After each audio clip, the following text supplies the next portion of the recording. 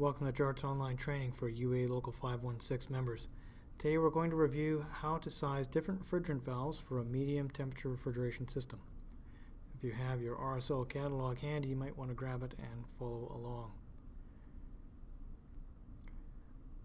We have an R22 condensing unit with an evaporator coil to match it that we're required to install. And all we need to do is select the TX valve, liquid line solenoid, and dryer for this unit. Now, one of the most important pieces of information is what the unit capacity is at the evaporator temperature we're going to be running. We know it's a walk-in cooler. Our box temperature should be about 35 degrees and our coil temperature should be around 20 degrees.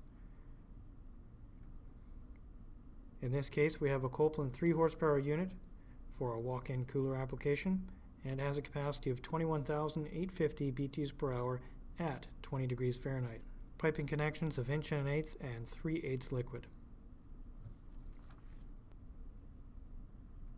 Our evaporator coil has already been selected for us, and as you can see, it's a pretty close match. It also has an 1 1/8" suction connection.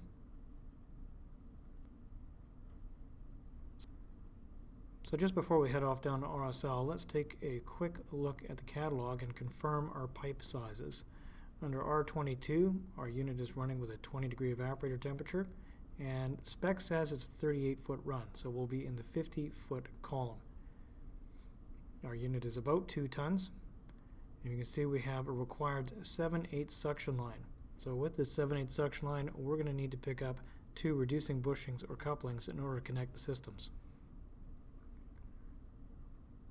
We'll scoot across the page to the liquid line size, and we can see that for a 50-foot run, 3/8 is no problem for us. So to select any of our accessories, we need to know the application and tonnage. As mentioned before, we're in the refrigeration range at a 20 degree evaporator, and we're about 2 tons nominal. As you can see, the only dryer that we should be using in this system is a C163, either flare or sweat. Either flare or sweat.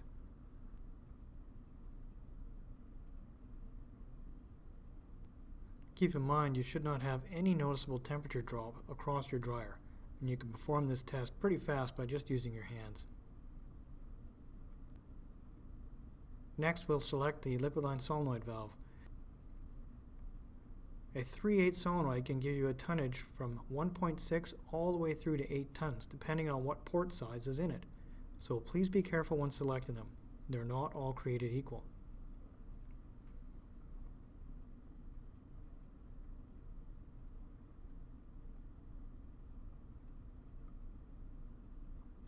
I don't like this one. The most important number determining a solenoid model number we will require is going to be the port size.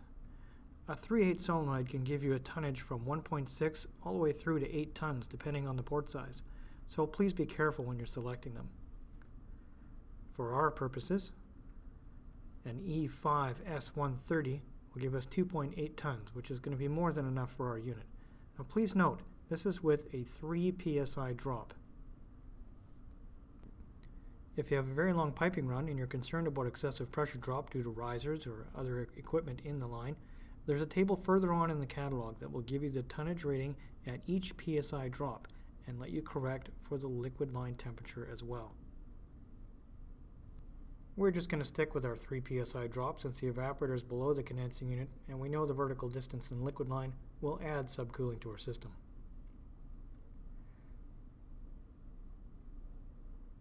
So now we have our dryer, liquid line solenoid selected, and confirm the pipe sizes, and we picked up some required fittings.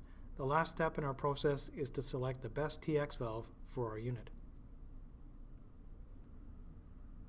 If we turn to the TX section of the catalog, there are expansion valve selection tables. It's a relatively simple process. We have an R22 system, 20 degree evaporator, and the condensing unit is about 2 tons.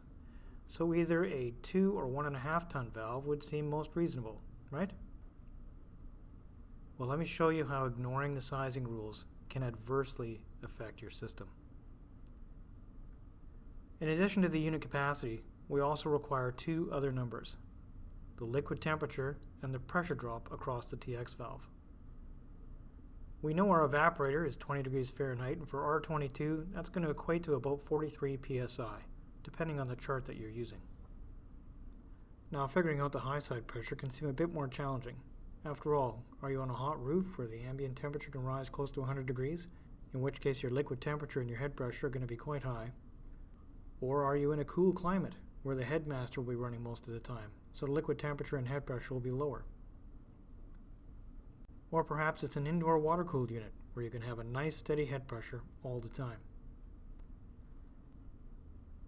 Well, let's take a look at all three of these scenarios and compare them as we size an expansion valve for this system. First one is going to be the hot environment. We have an expected pressure drop across the TX of 210 psi and a liquid temperature of 100 degrees.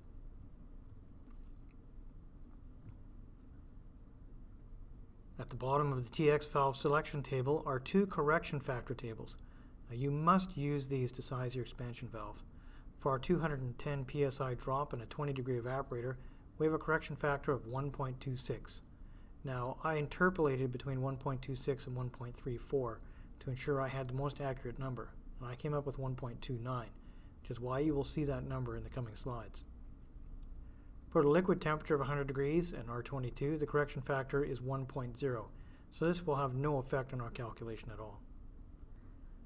First, let's take the 2-ton valve and apply our correction factors to it. At 20 degrees Fahrenheit, our 2-ton valve is going to be seriously oversized, almost 3 tons. This valve will not let the system work properly and would likely hunt whenever the system is on. Next, let's try the 1.5-ton valve. At 20 degrees Fahrenheit, it'll actually be a 2.25-ton valve, which is still a half a ton too big.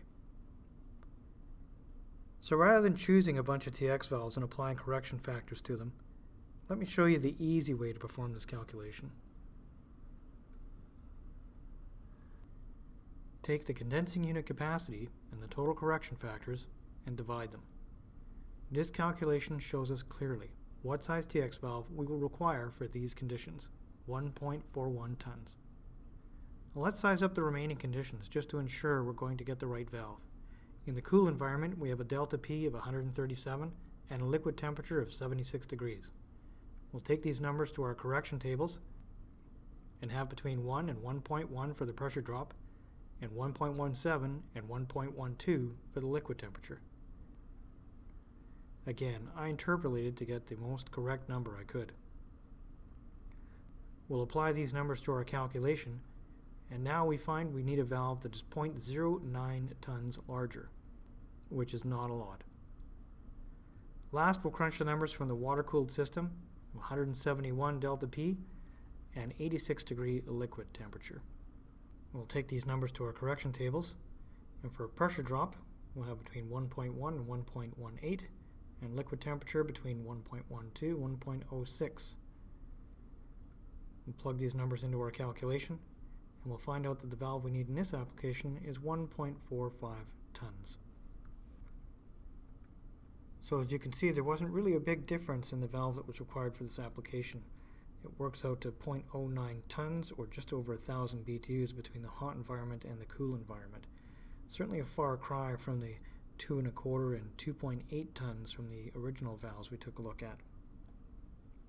We're assuming, of course, that all the coils are clean, the product is stacked properly, and the door to the cooler is going to be kept closed when it's not in use. So now we know the valve we want will give us about 1.5 tons of cooling at 20 degrees Fahrenheit. We can take this to the chart and select the valve that will work the best. For R22, at a 20 degree evaporator, we've already ruled out the 2-ton valve. We've also ruled out this 1.5-ton valve. So that takes this one out of the race as well. The best valve on this chart for our operating conditions would be an EQ type valve with a number 3 cartridge orifice, which will give us 1.64 tons at 20 degrees Fahrenheit. This is the closest valve we can find for our conditions. It will work just fine.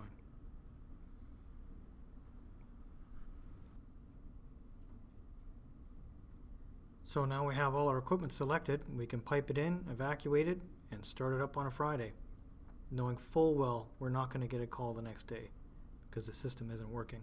We selected all the right components, and we can prove it mathematically.